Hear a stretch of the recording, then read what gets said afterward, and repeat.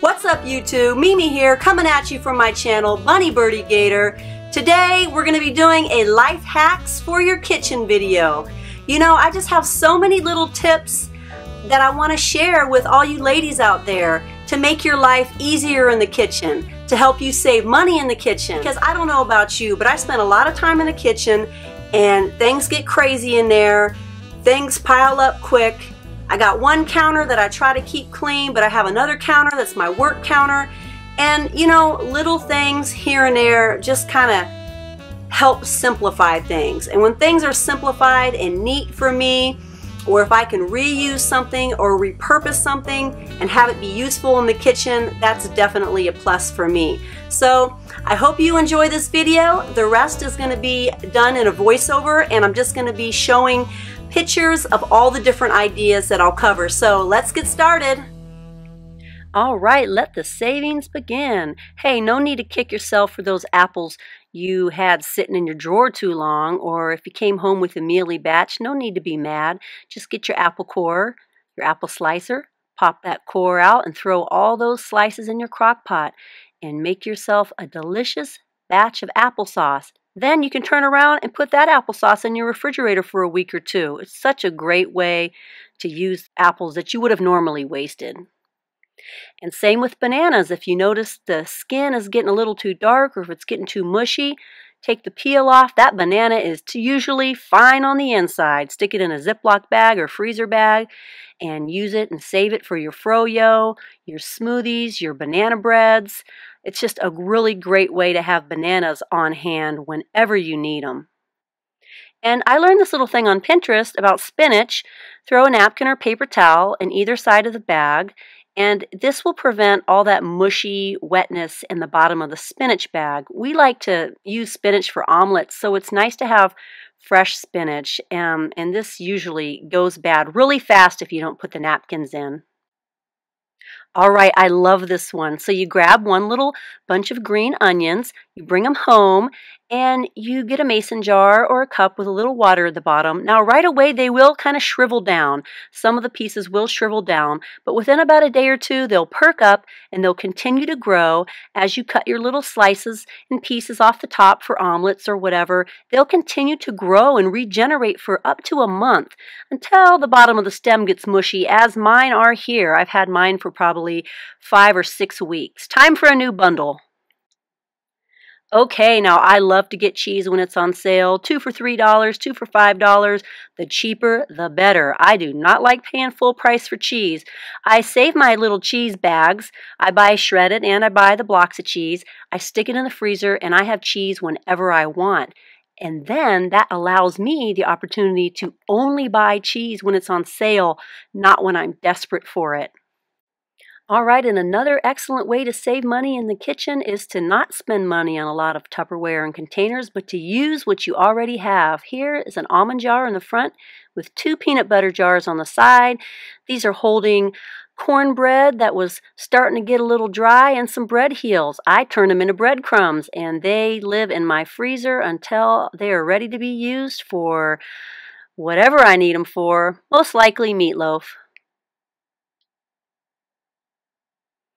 And on the right and left, here's some more jars. These are salsa jars and a Jif jar in the middle. I love using jars for produce. It really helps keep them airtight. It really makes your broccoli and carrots and things last a lot longer. And little jars like this are so perfect for condensing when you come home with fresh juice and fresh milk and you just don't have the room and you just need that itty bitty jar. So I love glass jars for this reason. And these jars, again, here's a mayonnaise jar in the middle, peanut butter jars on the right and left. I have on the left-hand side, marshmallows. This helps them stay fresh, stay dry, and not get smashed. The big mayonnaise jar is great for cookies, keeps them fresher a lot longer than just a cookie jar or staying in the package. And on the right, here's some stevia. I love this for my coffee.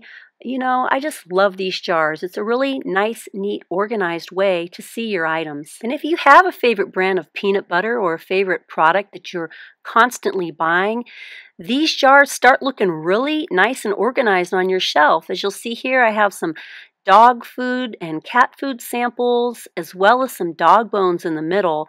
You know, these look really cute lined up on a shelf, and it's easy for the kids to twist open and close the top, especially when they're giving treats to our pets. Now, instead of using one of those cute and expensive straw holders, I know they're cute, but if your household is like mine, you probably have long straws, crazy straws, maybe even some of those eyeglass straws, the baby straws for the toddler cups, and some straws from fast food restaurants. Those, number one, are not probably all going to fit in that straw container. So just grab you a mason jar or a glass jar, one that's heavy enough that the kids won't knock it over if they're grabbing a straw, or they won't knock it over when they're helping put the dishes away. Okay, and I had to include some beauty in the kitchen, ladies, right? Here I'm using a little mini shot glass to dry a knockoff beauty blender. Right side up one day, point side down the next day, stick it on your windowsill. It will dry your beauty blender out perfectly. And ladies, instead of spending money on expensive brush cleaners, you can use baby body wash or baby shampoo. It works wonderful. Sticking with the beauty, here's some nail polishes I have. Yes, I keep them in my refrigerator. That's an old Tupperware container that some lunch meat came in. I keep, say, my top 20 or 30 in the refrigerator. It makes them last a long time. They never bubble up when you apply them. It goes on smooth like glass. It is so good. Applying nail polish that has been kept in the refrigerator, you will fall in love with it. You'll have everyone saying, "What?" as they grab the eggs, but that's okay. You'll love it. Okay, we're still in the fridge. Yes, this is a Lazy Susan. You know, it's so good to just spin it around and grab what you need. Lazy Susans aren't just for cabinets. Put your most grabbed items on this or your least grabbed items and keep them out of the way. You'll love it. I wish I could fit more in my fridge. Okay, on to saving you money in the cleanup department. Yes, these are repurposed washcloths. I've been doing this for years. I don't know how it started, but it did. When my kids were little, babies and toddlers, washcloths kept end up being at the table to clean faces and spills and sticky hands. Often we use these as napkins, or at least keep some at the table, but they're also great for your counters and your sinks. And hey, why not? You get a new pack of washcloths, retire your old ones to the kitchen. They'll work just fine. All right, let's talk about stretching those cleaning products. I love to fill my favorite spray bottle, which is a repurposed bottle, with about 1/3 Pine Sol or whatever your favorite cleaner is, and the rest water. And it works great for spraying your counters down or little spills here and there or cleaning your bathroom. I really like this scent. I think it's lemon fresh. Now, a good way to stretch your dishwasher powder is to do about 50% dishwasher powder, 50% baking soda. I kind of do it in increments as I add it into my repurposed creamer bottle here.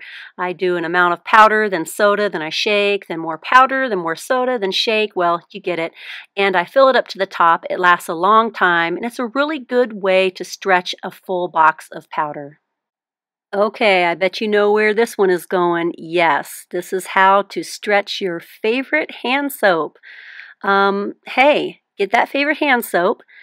And this Dial hand soap dispenser has worked really well. I've reused it for probably 6 months now. I've tried reusing some others, but they seem to get clogged and then the pusher doesn't push. Anyways, a few squirts of soap. This is the Family Dollar brand.